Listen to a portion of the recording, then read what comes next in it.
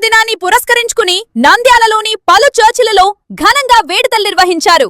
యేసుక్రీస్తు పునరుత్థానాన్ని స్మరించుకుంటూ విశ్వాసులు పెద్ద సంఖ్యలో పాల్గొని ప్రత్యేక ప్రార్థనలు చేశారు.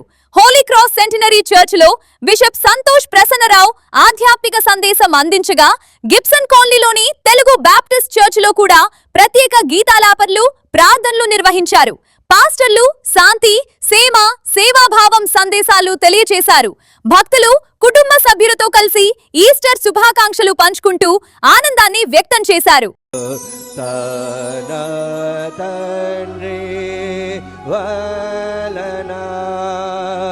జన్మించిన వాడును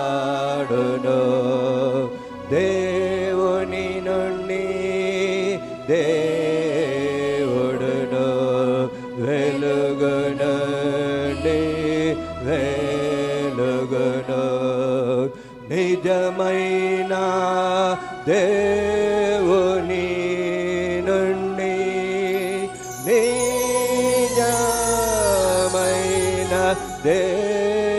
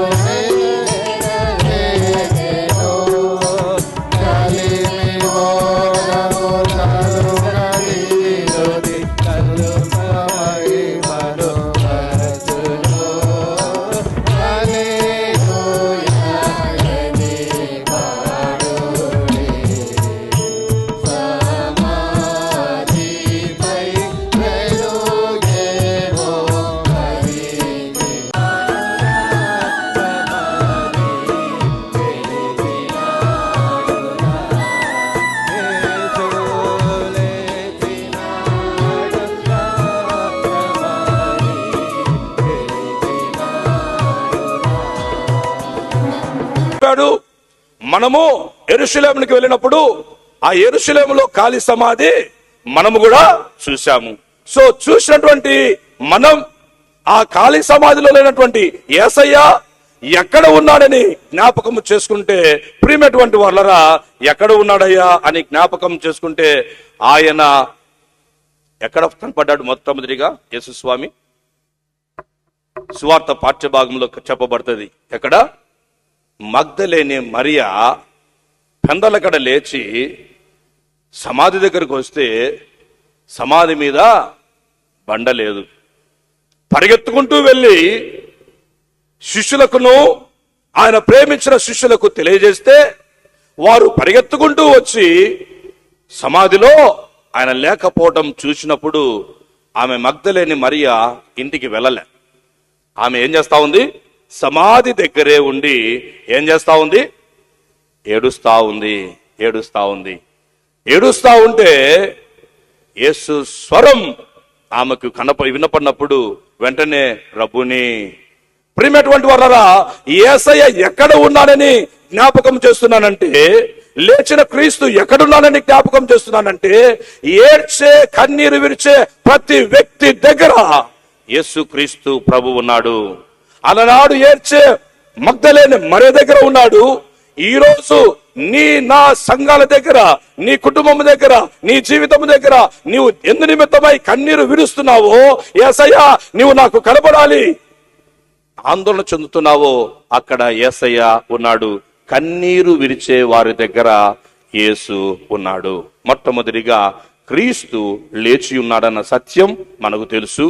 లేచినటువంటి క్రీస్తు ఎక్కడ ఉన్నాడంటే, ఆ రోజు కన్నీరు విరిచే మగ్దలేని మరియ దగ్గర ఎలాగున్నాడో, ఈ రోజు కన్నీరు విడిస్తే పునరుత్థానటువంటి యేసయ్య నీ దగ్గర ఉంటాడు. కన్నీరు విడిస్తే పునరుత్థానటువంటి యేసయ్య నీ దగ్గర ఉంటాడు. నీవు యేసును వెతుకుతే, యేసు కొరకు ఏడుస్తే, యేసు కొరకు కన్నీరు విరిస్తే, ఆ కన్నీరు విరిచే దగ్గర యేసు ఉన్నాడు. పునరుత్థానటువంటి యేసు కన్నీటి దగ్గర ఉన్నాడు. కనుక కన్నీరు అనేది చాలా ప్రాముఖ్యం క్రైస్తవునికి.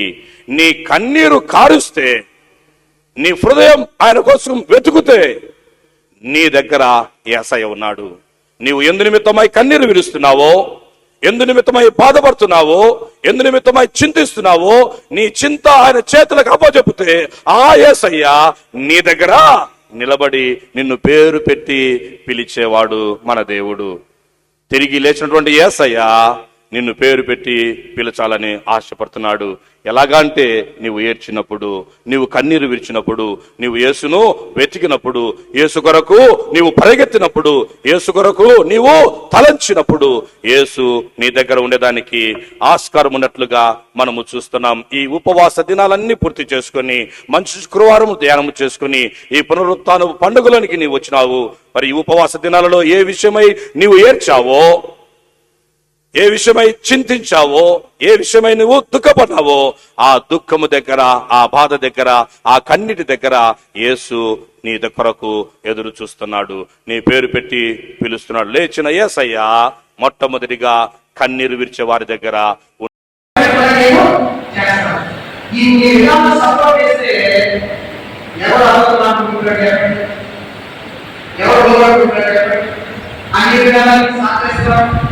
నీకు డబ్బిస్తాం, నీ నిర్ధారణ చూస్తాం, ఈ మాట నేను ఎగ్రీ చేయాలంటే ఎవరు కదా వాటిలో మాకు సాధారణంగా ఏర్పరచబడిన వారి సైన్యం కూడా మోసం చేస్తారు. ఏర్పరచబడిన వారి సైన్యం కూడా నువ్వు ఎంత వరకు విశ్వాసంలో ఉన్నా ఏ రోజులో బయటపడి వస్తాయి. అవమా ఈజీగా